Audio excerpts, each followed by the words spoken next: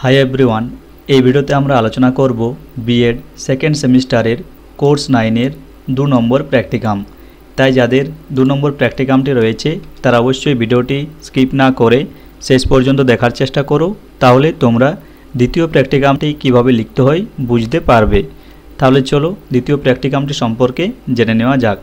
তো দেখো, দ্বিতীয় প্র্যাকটিকামটির নাম হচ্ছে farming measurable and non measurable learning outcomes. তো দেখো, প্রথমে দেওয়া রয়েছে সূচিপত্র বা কন্টেন্ট।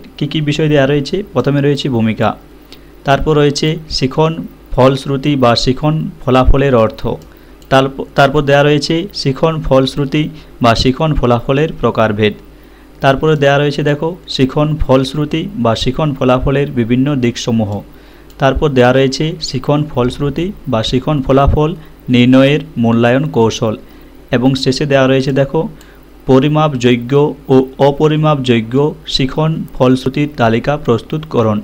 তাহলে চলো এখানে যে সকল বিষয়গুলি দেওয়া রয়েছে সেই বিষয়গুলি সম্পর্কে একটু জেনে নেওয়া যাক।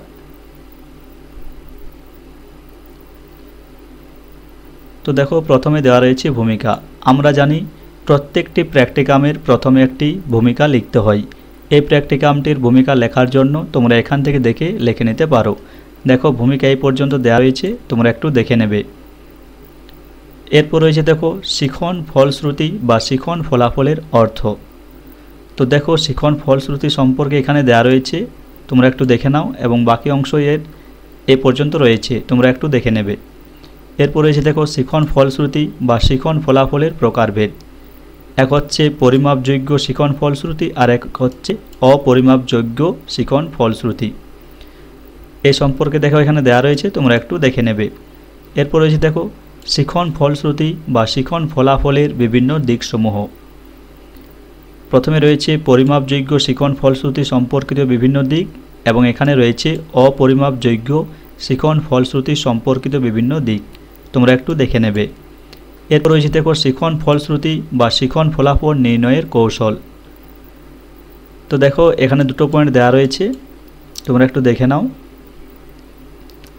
এরপর রয়েছে দেখো পরিমাপযোগ্য ও অপরিমাপযোগ্য শিখন ফলশ্রুতির তালিকা প্রস্তুতকরণ। এই অংশে যে কোনো একটি বিষয় প্রাসঙ্গিক পাঠ্যপুস্তকে নির্বাচন করতে হবে। এই পাঠ্যপুস্তকটির অন্তর্গত বিভিন্ন একক ও উপ এককগুলিকে চিহ্নিত করতে হবে।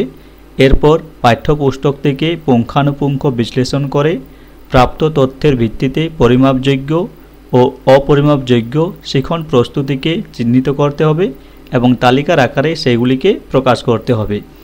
প্রথমে লিখতে হবে একক, তারপর লিখতে হবে উপ একক, তারপর লিখতে হবে পরিমাপযোগ্য শিখন ফলশ্রুতি, এবং শেষে লিখতে হবে অপরিমাপযোগ্য শিখন ফলশ্রুতি।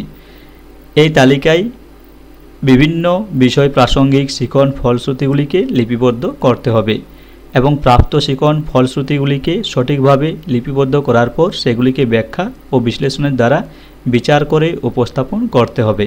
তাহলে এই ছিল তোমাদের 2 নম্বর প্র্যাকটিকাম। এই ভিডিওতে এ পর্যন্তই। ভিডিওটি ভালো লাগলে অবশ্যই লাইক, কমেন্ট ও শেয়ার করো, এবং এরকম আরও ভিডিও দেখার জন্য অবশ্যই চ্যানেলটিকে সাবস্ক্রাইব করে পাশে থেকো।